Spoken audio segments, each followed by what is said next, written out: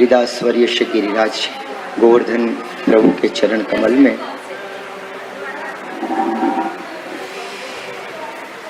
आप सब भगवदियों के हृदय में विराजमान श्रीनाथ जी, श्री महाप्रभु जी, श्री गुसाई जी, श्याम सुंदर श्री यमुना जी व श्री वल्लभाधीश, गुरुदेव व सर्व ब्रज भक्त सर्व वल्लभ कुल परिवार के श्री चरण कमल में साष्टांग दंडवत प्रणाम। श्री महाप्रभु जी, गुसाई जी व गोकुलनाथ जी महाराज अपने गुरुदेव की कृपा से जो इस सर्वोत्तम जी का रसपान का मनोरथ अपना है, उसमें आज 17वां श्लोक, 16 श्लोक परसों शनिवार को है, 42वां नाम पूरा हुआ। तत्सारभूत रासस्त्री भाव पूरित विग्रह, ये नाम अपना 42वां। अब आगे 17वां श्लोक, और तो 17वें श्लोक का अपन स्मरण करें। सानिध्य मात्र दत्ता श्री कृष्ण प्रेमा विमुक्तिदः रासलीलैक तात्पर्य कृपये तत्कथा प्रदः। इसमें 17वें श्लोक में 4 नाम श्री महाप्रभु जी के श्री गुसाई जी प्रकट कर रहे हैं। पहला है सानिध्य मात्र दत्ता श्री कृष्ण प्रेमा। नाम ऐसो है कि सानिध्य मात्र दत्ता श्री कृष्ण प्रेमा, ये पहलो नाम है। माने 43वां नाम। 44वां नाम है विमुक्तिदः, जो विशेष प्रकार की मुक्ति अर्थात मोक्ष देने वाले हैं, विमुक्तिदः। फिर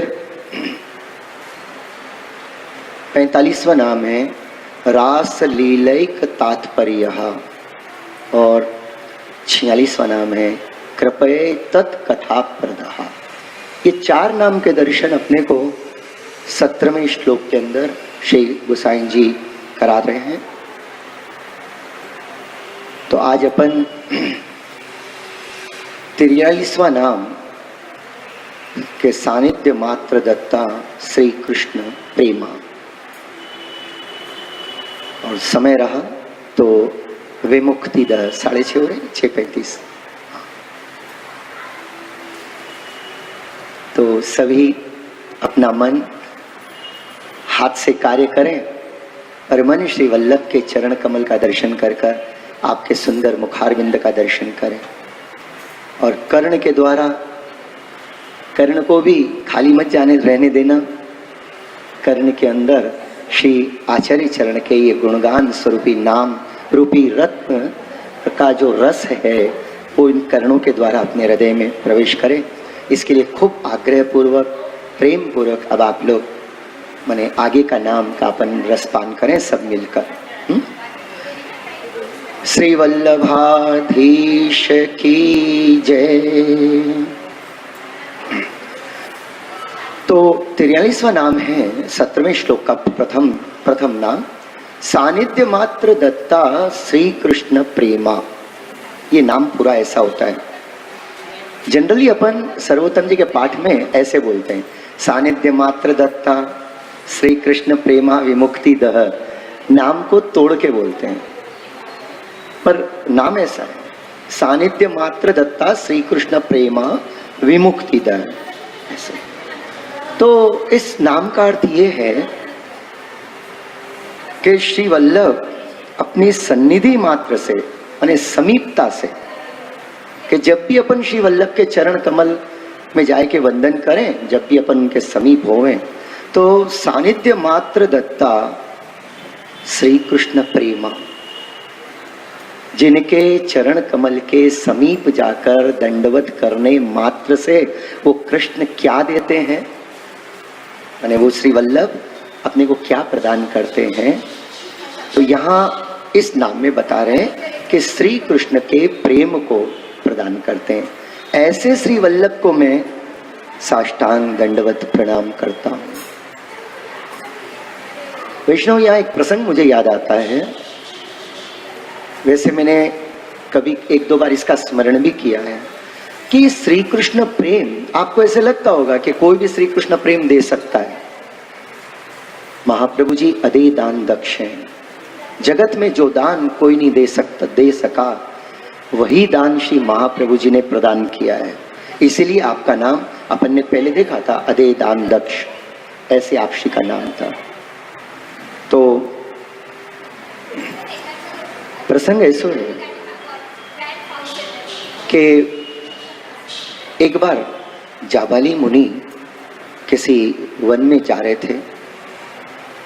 उन्होंने देखा एक सरोवर है, बहुत सुंदर सरोवर, निर्मल, और वहां एक वटवृक्ष है, बहुत प्राचीन। उस वटवृक्ष के नीचे आसन लगाकर एक 16 वर्षीय परम अद्वितीय अलौकिक तेजों में एक सुंदरी वहां बैठी थी।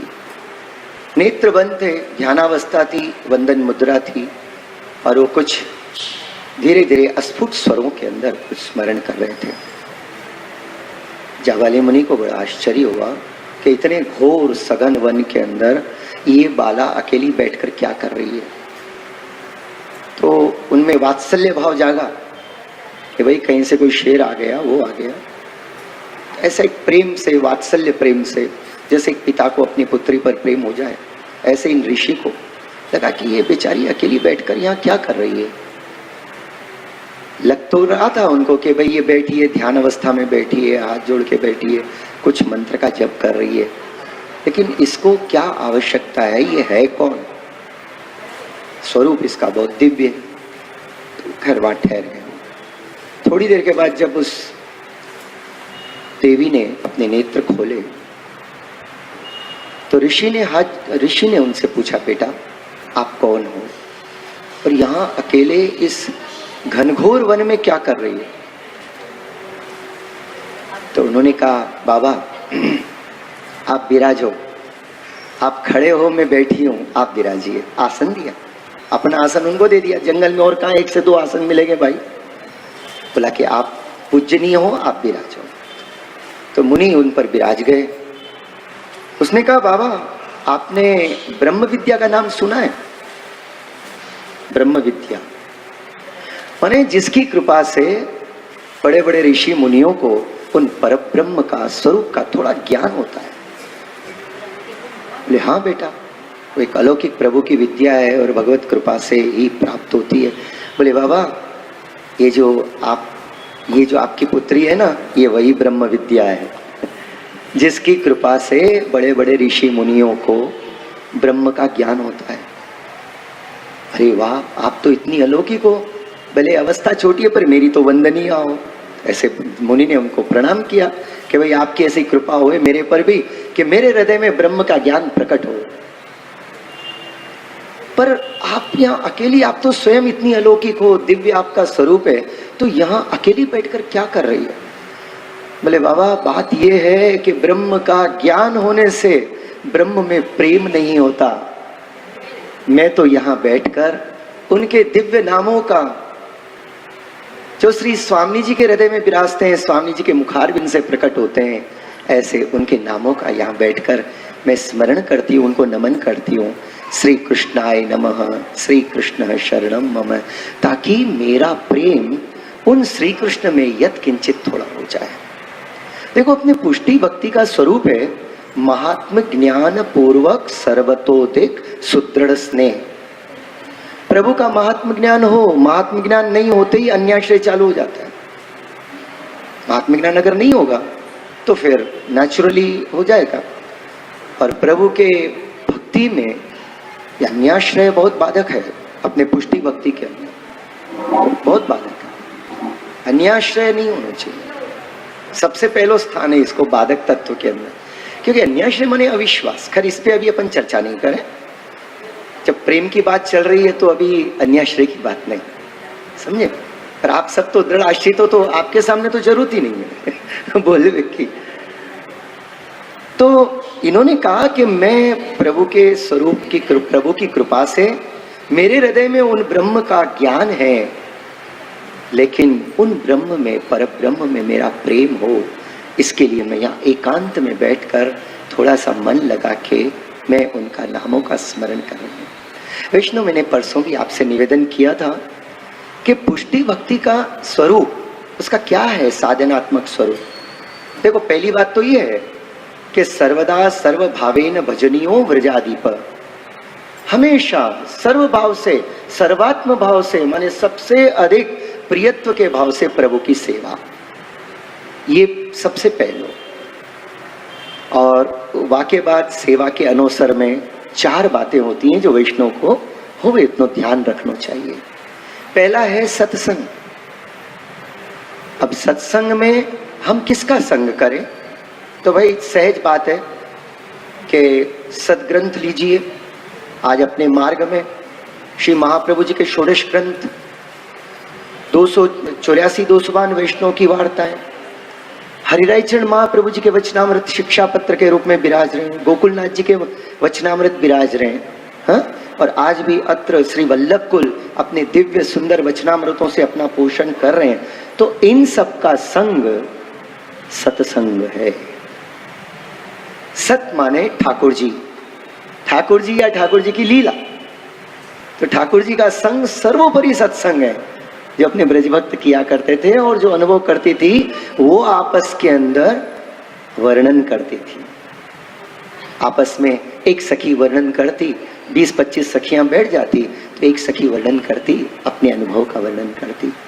वो करने के बाद दूसरी सखी कहती, अरे सखी, आज जब प्रभु पधार रहे थे तो प्रभु ने ऐसे कृपा की, अपना अपना वर्णन। और वो जैसे प्रभु प्रेम स्वरूप का अपना अनुभव कराते थे। तो ऋषि को, मुनि को कहती है, ब्रह्म विद्या रूपी दिव्य देवी कह रही है कि बाबा मैं यहाँ बैठकर मैं चाहती हूँ कि उनकी कृपा से और आपके आशीर्वाद से मुझे श्री कृष्ण में प्रेम हो जाए। बड़े बड़े महात्मा लोग श्री कृष्ण के प्रेम के लिए तरसते हैं। श्रीमद आचार्य चरण महाप्रभु जी सर्व निर्णय ग्रंथ में आज्ञा करते हैं कि शुद्धा प्रेमणा कोटाश्वपि दुर्लभा। ये जो प्रभु में अपना विशुद्ध प्रेम है, विशुद्ध संत्यज्य सर्वत विषयान मने तव पादैक मूलम। प्रभु हम जैसे सब प्रकार के संसार के आकर्षण विषयों का त्याग कर कर आप श्री के चरण कमल में आई है। ये जो भाव अंदर होना चाहिए, बोलना नहीं। बोलने को तो सब ऐसे ही बोलेंगे आज अपन, अरे भाई हमको किसी से प्रेम नहीं है, और कोई पहचान भी नहीं पाएंगे। हमारी ऊपर की वेशभूषा देखकर तो समझ जाएंगे कि हाँ अरे बड़े महात्मा है, लेकिन हम अंदर क्या है अपन अपने आप को पहचानना चाहिए। पर श्री कृष्ण का प्रेम और थोड़ा सब प्राप्त हो जाता है साधनों से, जो भी है थोड़ी सी आगे बढ़ जाते हैं, लेकिन श्री कृष्ण प्रेम का महाप्रभु जी कहते हैं शुद्धा प्रेमणा कोटाश्वपि दुर्लभा। करोड़ों में भी ये श्री कृष्ण का जो दिव्य प्रेम है, अपार अनन्य प्रेम है, ये बहुत दुर्लभ होता है। अब है ही ऐसा, भगवान ने गीता जी में स्वीकार किया। भगवान खुद कह रहे हैं, मनुष्याणाम सहस्त्रेषु कश्चिन मान वेदति तथा। हजारों मनुष्य में से कोई एकाध है जो मेरे बारे में कभी उसको विचार आता है, और ऐसे विचार आने वाले हजारों लाखों में कोई एकाध ऐसा होता है जो मुझे तत्वतः जानता है। और जो मुझे तत्वतः जानता है, फिर वो और मैं दोनों एक हो जाते हैं। ये जो अपन रसिया गान करते हैं ना अभी अष्ट सखान के और के, ये सब क्या है कि ठाकुर जी और ब्रजभक्त इतने एक हो चुके हैं कि न तो प्रभु का मन लगता है इनके बिना, और न ही ब्रजभक्तों का मन लगता है ठाकुर जी के बिना। वैसे अपने को मौका ही नहीं मिलता है, एक आध पद ले लें तो 1.5 घंटों निकल जाए तो नहीं तो उसमें जो प्रभु की लीला है, अपन क्या है थोड़ा प्रभु के गुणगान कर सकें, इसलिए ये एक रूपरेखा बनाई थी कि भाई कुछ तो हो सामने, और नहीं तो सबके सामने वो पुस्तकें हों, बड़ी बड़ी पुस्तकें, तो उनको लेकर अपन करें तो बोला लगा लाने में कैरी करने में आराम हो, घर में भी कर सकें, एटलीस्ट चलो कुछ तो करें। ये भाव से था। नहीं तो इसमें तो कतिपय लीलाएं, कुछ लीलाएं, अगर वो पुस्तक लो और आप उसमें से जो बड़ी पुस्तक है ना अपने कीर्तन की जो मुखिया जी करते हैं, अगर आप उसको देखो तो उसमें तो इतनी सुंदर सुंदर लीलाएं, पूरी लीला होती है। अपन तो इतना ही बोलते हैं मोहन परोना पछाड़ और इसको कई बार बोल दिया, लेकिन ऐसी सी प्रभु की लीला होती है। देखो 1-2 दिन में कभी मैं आपको बताऊंगा, एक आध दिन थोड़ा और जल्दी बैठ गए तो अपन देखेंगे उसको कैसे प्रभु की लीला कि गोपी ब्रज गोपी नंदराय के घर मांगन फगवा आई। फगवा मांगने को तो आई, और उसके बाद जो पूरी लीला हुई है, कैसे मांगे उन्होंने, कैसे यशोदा जी ने बुलायो, क्या क्या कहा, यशोदा जी ने क्या कहा, ठाकुर जी को कैसे ललकार के बाहर निकाले, कैसे लेके चले गए यमुना जी के तट पर और कितना खेली उनके साथ। उसके बाद प्रभु का पीताम्बर ले लिया, सब ले लिया। उसके बाद ठाकुर जी हाथ जोड़ के बोले, जो सारा जगत जिनको हाथ जोड़ता है वो हरि हलदर टाड़े, और हाथ जोड़ के बोलते हैं हमारा पीताम्बर हमारी मुरली दो तो हम घर जाएं। ऐसी सुंदर सुंदर लीलाएं। पर चलो शुरुआत की है ना अपन ने, कीर्तन गान की और रसिया गान की। हाँ, कभी वो लीला का भी अपन ऐसे श्रवण करेंगे, फागुन का महीना है, अवश्य करें। पर ऐसा ये कब होता है भाई? जब अपने को श्री कृष्ण में प्रेम हो, जब उनमें प्रेम होगा। देखो जिसके लिए प्रेम होता है ना, उसके लिए नियम बताने नहीं पड़ते हैं। माँ को अपने बेटे से प्रेम होता है तो माँ को कभी सिखाना नहीं पड़ता है कि बेटे को कैसे बड़ा करना चाहिए, कभी बोलने की आवश्यकता नहीं होती है। प्रेम है, प्रेम अपने आप सिखा देता है। हम इसलिए पूछते हैं कि क्या करना चाहिए और क्या नहीं करना चाहिए, ऐसे करना चाहिए क्या, वैसे करना चाहिए, का कारण क्या है? महाप्रभु जी ने कल जे के वचनामृत इतने वहां हो रहे थे सुंदर, आप श्री बता रहे थे कि भाई ठाकुर जी हमने पधरा दिया आपके माथे, अब आप प्रेम से उनकी सेवा करो।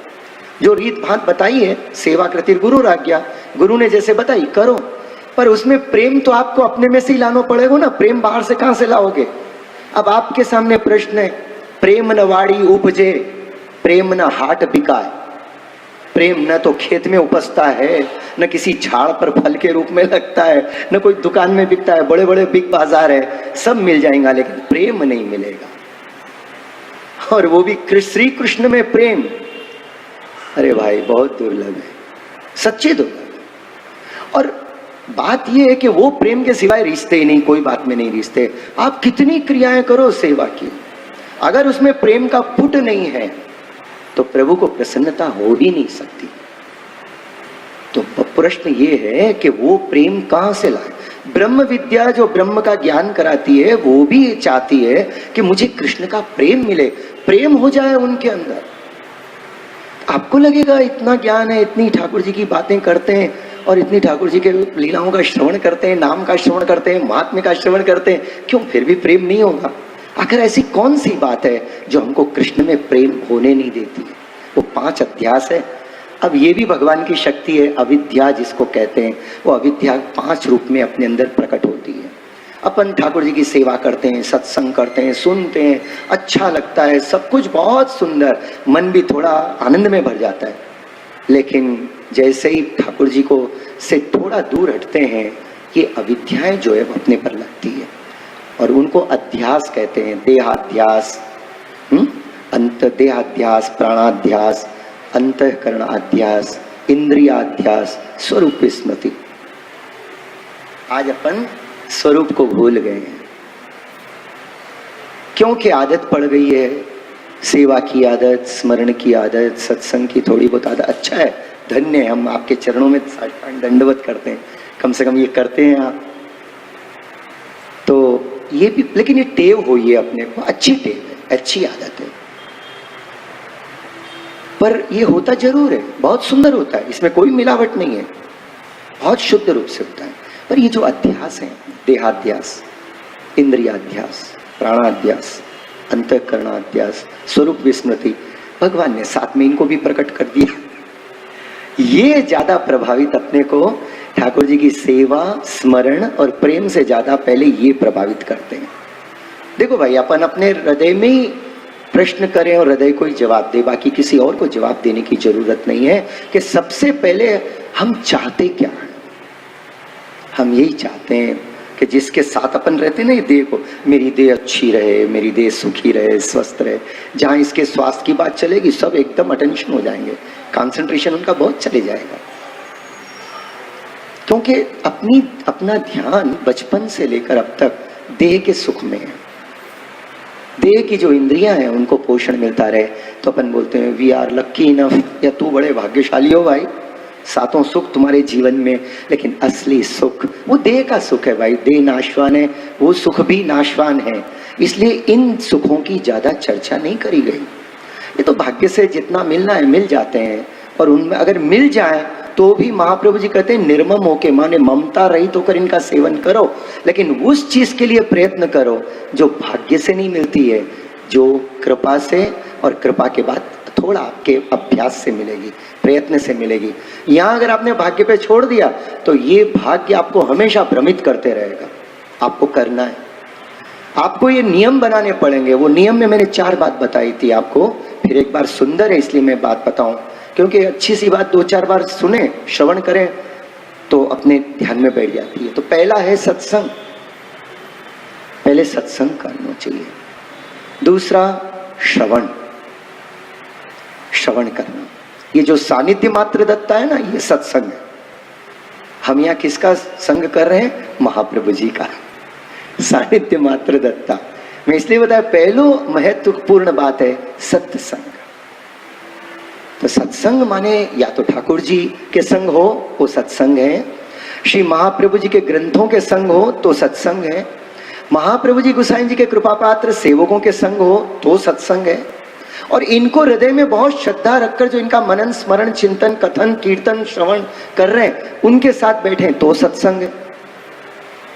पर इन सब में लोक व्यवहार नहीं। लोक व्यवहार माने अपने सुख की कामना नहीं।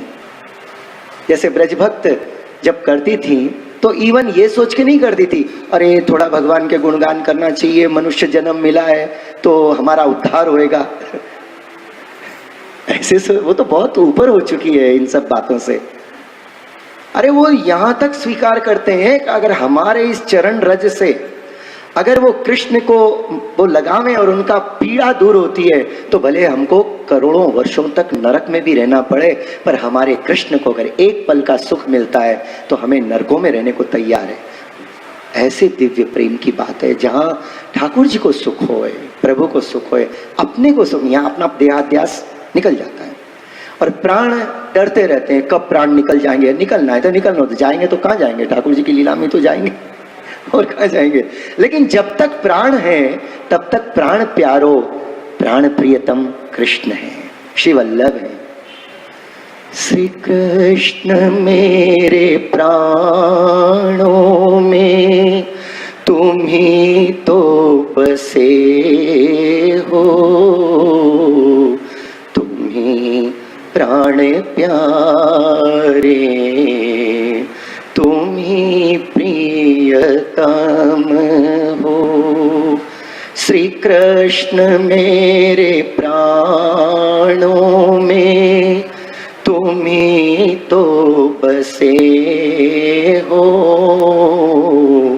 तुम ही प्राण प्यारे, तुम ही प्रियतम हो। जिधर देखती हूँ प्यारे कृष्ण उधर तुम ही तुम हो, जिधर देखती हूँ उधर तुम ही तुम हो। श्री राधा जो के मन की माधुरी तुम्ही हो, श्री राधा जो के मन की माधुरी तुम्ही हो। मुझे देख कर तुम जरा मुस्कुरा दो, मुझे देख कर तुम जरा मुस्कुरा दो,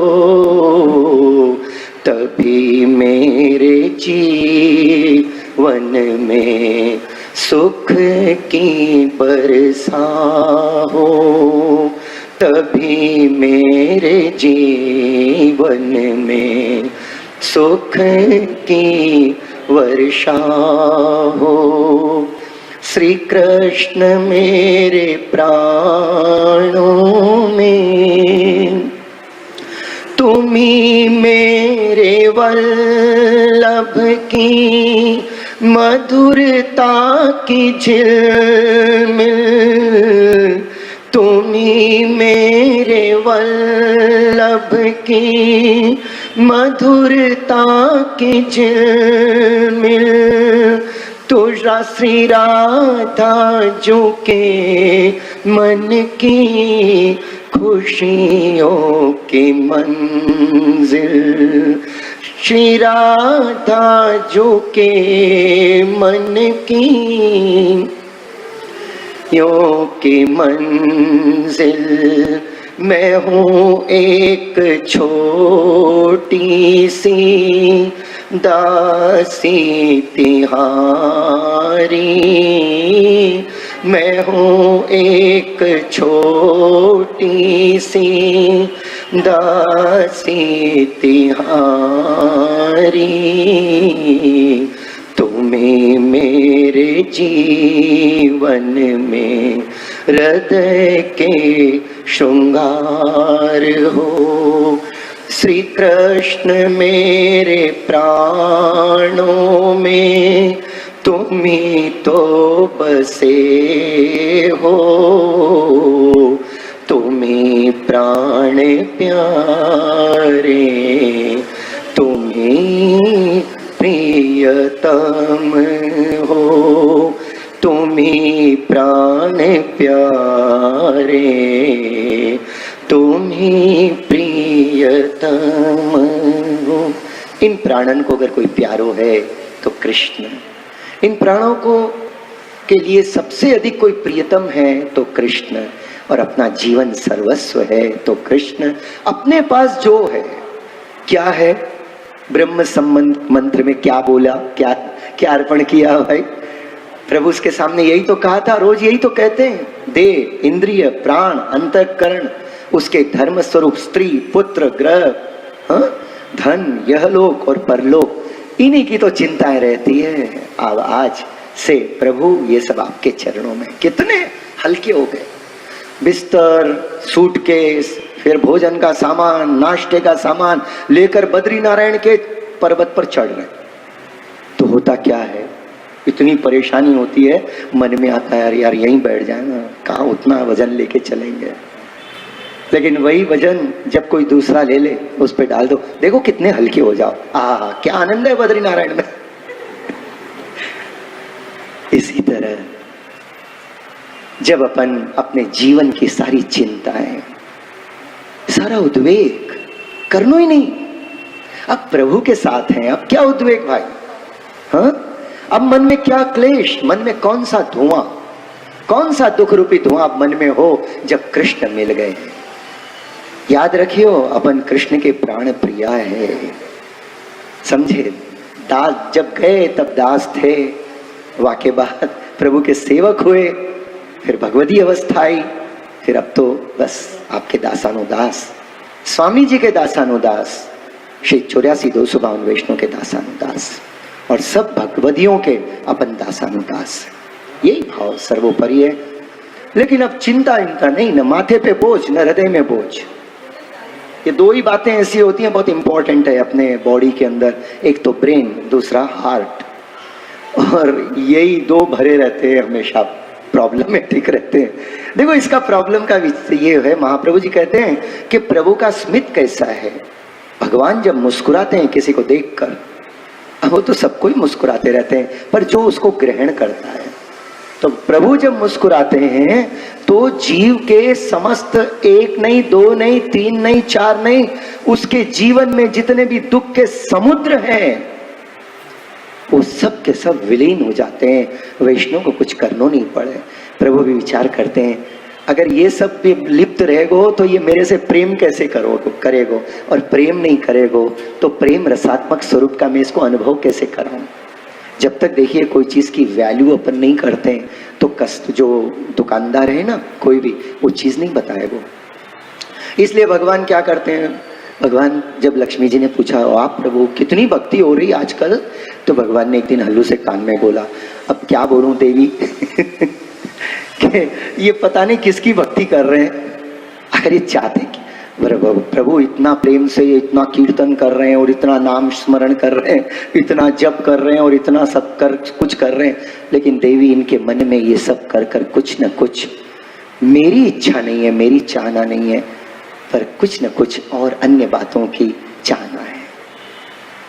तो ठाकुर जी कहें कि ऐसो कोई आवे तो मैं भी तो उसके पीछे पागल हूं। जो मोई भजे भजो हो ताको, यह परिमिति हूं पाए परी, जो जन उधो मोही ना बिसारे, ताही ना बिसारो एक खरी। पर जो भगवान को नहीं भूले, ठाकुर जी को नहीं भूले, तो ठाकुर जी उसको नहीं भूलते।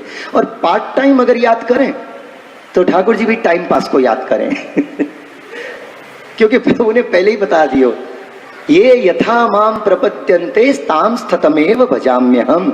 जो मुझे जैसे जिस भाव से भजता है मैं उसको ऐसे ही भजता हूं। गीता जी का वाक्य है प्रभु का। अरे सब छोड़ो, अपने को विरक्त होने के लिए परसों बताया ना, वो कहती है कि बाबा आपको लगता है कि हमने काजल डाले हो, पर वो श्याम सुंदर को नेत्र में बसाया है, वो श्याम सुंदर का रंग है। हाँ? उस श्याम सुंदर का रंग कैसा है? श्याम रंग है, काला रंग है। किसी भक्त ने प्रभु से पूछ लिया, हे श्याम सुंदर आप काले क्यों हो? चलो अब निकालो पुस्तक, जरा इतना बता दे कान्हा तेरा रंग काला क्यों। चलो एक रसिया और कर लेते। भाई कृष्ण प्रेम की बात चल रही है, पर ऐसा दिव्य प्रेम महाप्रभु जी जो उनके चरण में जाए पहला फल यही प्रदान करते हैं, उसके हृदय में श्री कृष्ण की लीला और श्री कृष्ण का प्रेम प्रकट कर देते हैं दृष्टि मात्र से। पीछे से 26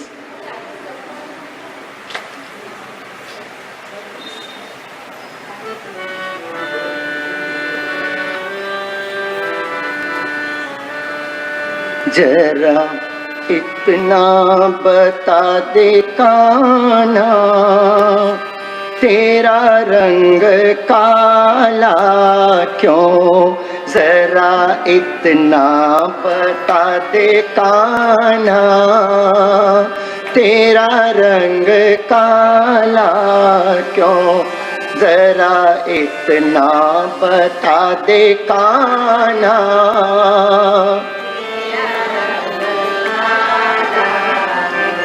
मैंने काली अंधेरी में जन्म लिया, मैंने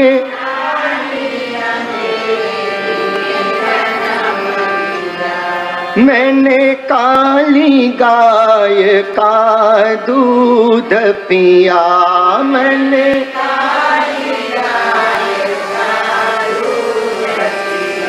मेरी कमली का रंग काला, मेरी कमली का रंग काला, इसलिए काला हूँ। मेरी कमली का रंग इसलिए काला हूँ। जरा इतना बता दे कान्हा तेरा रंग। मैंने काली नाग को नाथ लिया,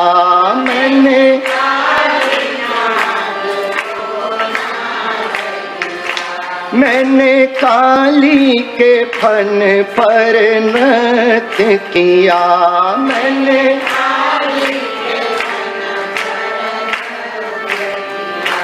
इन सर्पों का रंग काला,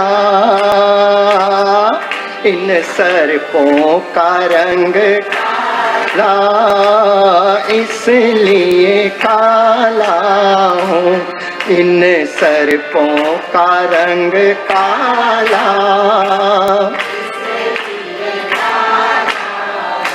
जरा इतना बता दे कान्हा तेरा रंग काला क्यों। जरा इतना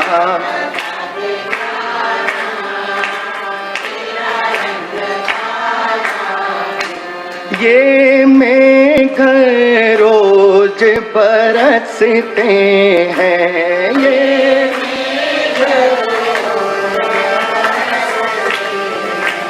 ये मेघ रोज गरजते हैं,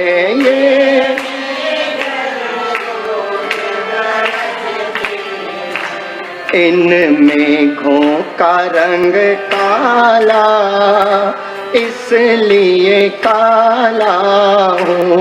इन मेघों का रंग काला, ये सखियाँ रोज बुलाती है, ये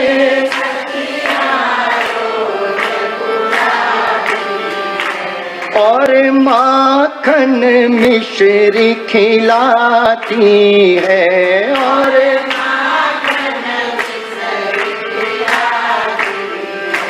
इन सखियों का आंचल काला, इसलिए काला हूँ। इन सखियों का आंचल काला, इसलिए काला हूँ।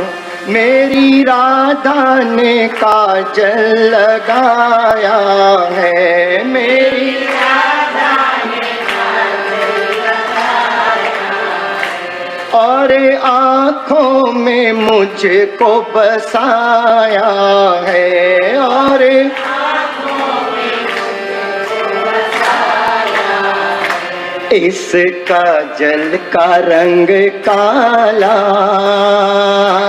इस काजल का रंग काला, इसलिए काला हूँ। इस काजल का रंग काला, इसलिए काला। मुझे रोज नजर लग जाती है, मुझे रोज मैया रोज दिखौना लगाती है, मैया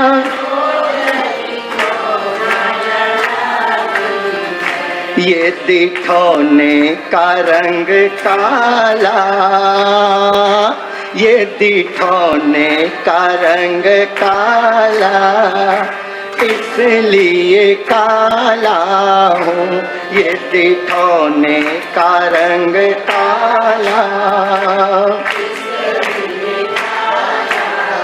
ये अपने श्याम सुंदर का जो प्यारा प्यारा काला रंग है ना, देखो इसका महत्व भक्त और भगवान कैसे बता रहे हैं।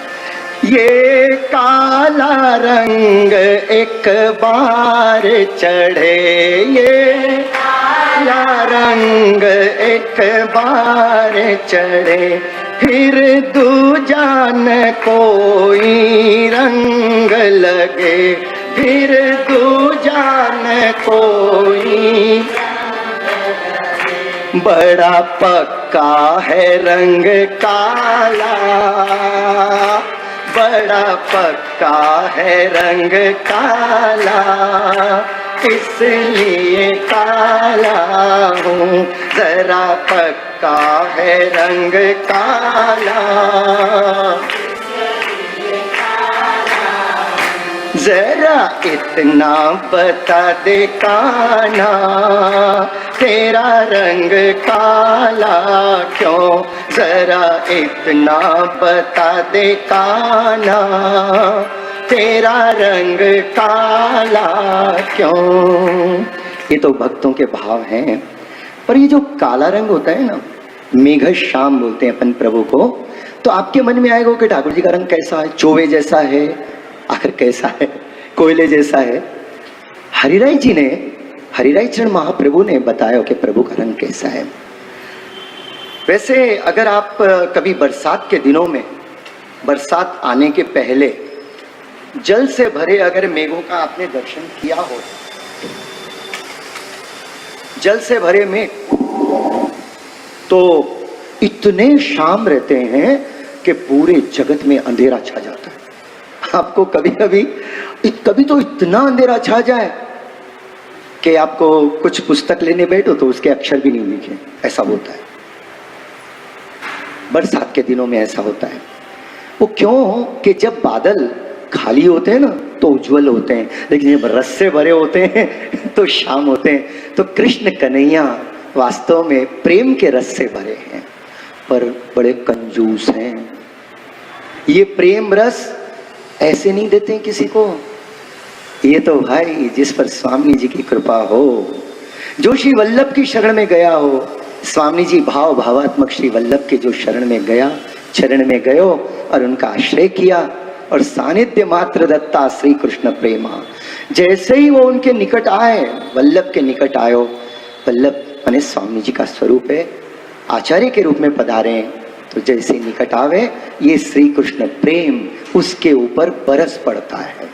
फिर ठाकुर जी भी बोलते मैं इसको छोड़ के मैं कहाँ जाऊं, मुझे भी तो कुछ चाहिए रहने को स्थान। तो उस प्रेमी भक्त का हृदय ही प्रभु का लीला स्थान और विहार स्थान, अलौकिक कुंज निकुंज और ब्रज वृंदावन बन जाता है। और ये जो महाप्रभु जी का 43वां नाम है कि सानिध्य मात्र दत्ता श्री कृष्ण प्रेमा, कि अपने निकट जो भी आवे श्री वल्लभ अपनी कृपा दृष्टि से, नहीं तो प्रेम प्राप्त करना करोड़ों जन्म से भी नहीं हो सकता है भाई। तो श्री कृष्ण माने जैसे ही निकट आवे वल्लभ की कृपा दृष्टि, एक कृपा दृष्टि का एक क्षण जो उस पर बरस जाता है तो उसको लीला की प्राप्ति हो जाती है। एक बार जब श्री महाप्रभु जी बद्री का आश्रम में गए, बाकी की बात कल। श्री गिरिराज धरण की जय।